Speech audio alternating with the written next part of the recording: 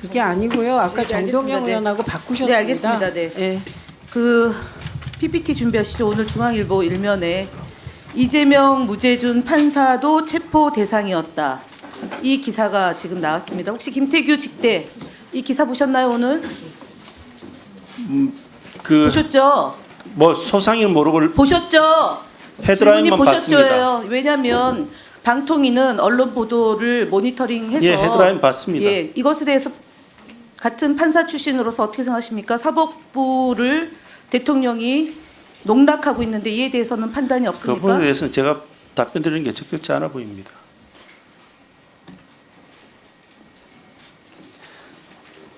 답변하세요.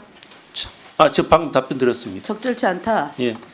그러면은 보통 통상 이다 아니다 해서 그러면은 생각이 없다라는 거죠. 그러면 이에 대해서 어떤 생각도 없다. 계엄에 대한 생각도 없고 만약에 국무회의 참석했다라면 만약입니다. 그럼 어떤 입장을 피력했을 것 같습니까? 저는 객관적으로 제가 알고 있는 내용에 어떤 입장을 대해서는 피력했을 답변을 것 같습니다. 그 역시도 가정적인 질문이라 알겠습니다. 제가 답변 그러면 이 드리는 건 사태에 적절치 대해서 않습니다.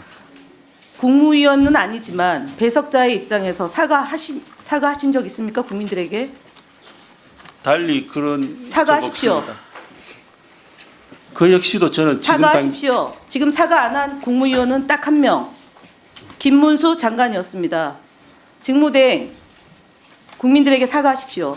사법적 판단이 앞서 있기 때문에 거기에 대해서 관련된 어떠한 의사 표현도 적절치 않다고 생각합니다. 저는 하지 않겠습니다. 사과하지 않는 겁니까?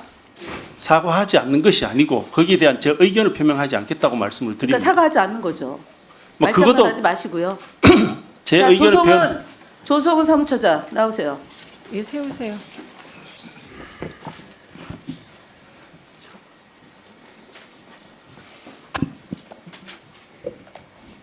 예, 고위공무원이죠. 예 그렇습니다.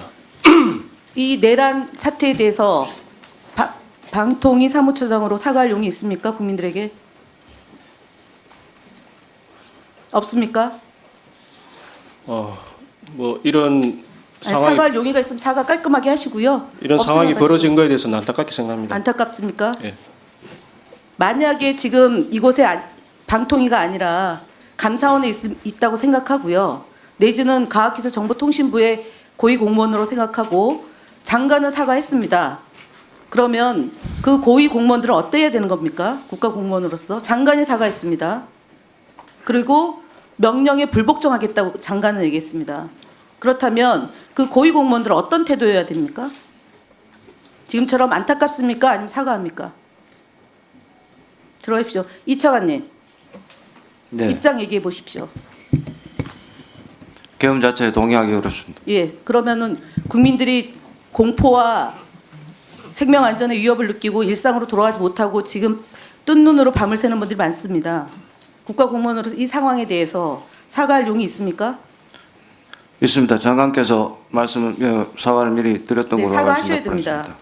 그리고 알겠습니다. 그리고 질문하겠습니다. 그 국가 비상 계엄에 따른 통신장애 통신장애에 대해서 한번 살펴보겠습니다. 네이버 카페, 네이버 뉴스 다음 카페가 접속 불가, 댓글 작성 불가, 접속 지연이 됐습니다. 이게 그 다음에 12월 7일에도 똑같은 일이 벌어졌습니다. 수백만의 대한민국 국민이 모였는데 통신 장애가 있었어요. 그래서 이 부분에 대해서 많은 국민들이 우려하고 있습니다. 그래서 내일 있을 12월 14일 탄핵에 대한 온 국민의 집중, 그 다음에 전 세계가 집중하고 있습니다. 이에 대한 대비책이 지금 만반의 대비책이 마련되어 있습니까? 네, 일단 방송발전법에 의거해서 통신 소통에 대해서는 7일 날도 저희들이 조치를 했고 14일도 현재 준비 중에 있습니다. 예, 이 특히 댓글이 작성되지 않았습니다. 그리고 접속이 지연됐습니다. 이것은 21세기 대한민국의 그 통신 강국으로서 매우 수치스러운 일이라고 생각합니다. 왜냐하면 저희가 이런 일들이 많이 있습니다. 그리고 특히 담화문이 발표됐을 때 어떠한 내용일 거라고 몰랐다 치더라도 비상 상황이 된 겁니다. 그럼 비상 상황에 대비를 했어야 되는데 다음에는 이런 일이 발생하지 않고 국민들이 불안해하지 않도록 만반의 준비를 다시 한번 강조드리는 바입니다. 다시 한번 조치하겠습니다. 네, 살펴보시고요. 그 다음에 방통위가 앞서 말씀 답변서에 보면 비상한 시기에 대응하는 매뉴얼이 없다라고 얘기했는데 맞습니까, 방통위원장? 예. 없습니까?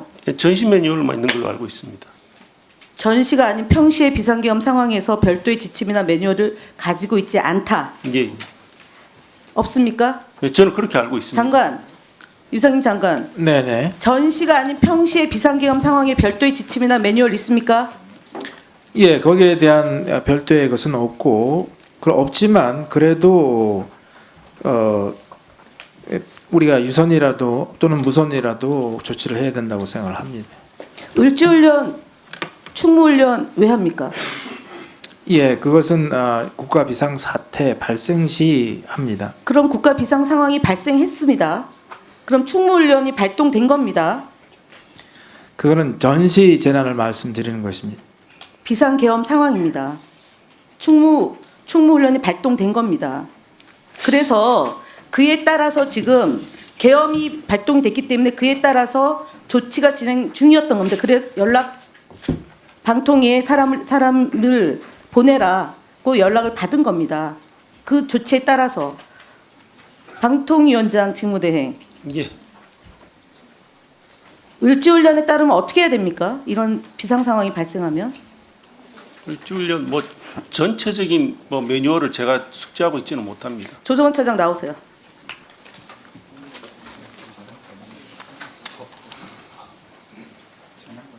이 상황이 되면 어떻게 해야 됩니까? 직원들에게 어떤 조치를 취해야 됩니까?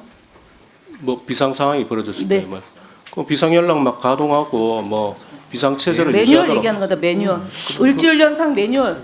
매뉴얼 내용은 뭐 기밀 사항이라 말씀드리기는 곤란합니다. 정말 들어가시고요.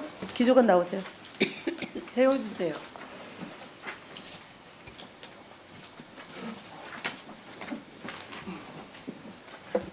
어떻게 해야 됩니까, 직원들은? 그 을지훈련 관련된 부분도 비밀로 아니 분류되어 비상 있기 상황이 때문에 발생했어요. 계엄령이 발동이 됐어요. 그러면은 사무처장이 없고 직무대행은 설거지하고 있고 그러면은 그 다음 기조국장은 어떤 조치를 해야 됩니까, 직원들에게? 그냥 전화 보고 있어라. 국가기관 방송사인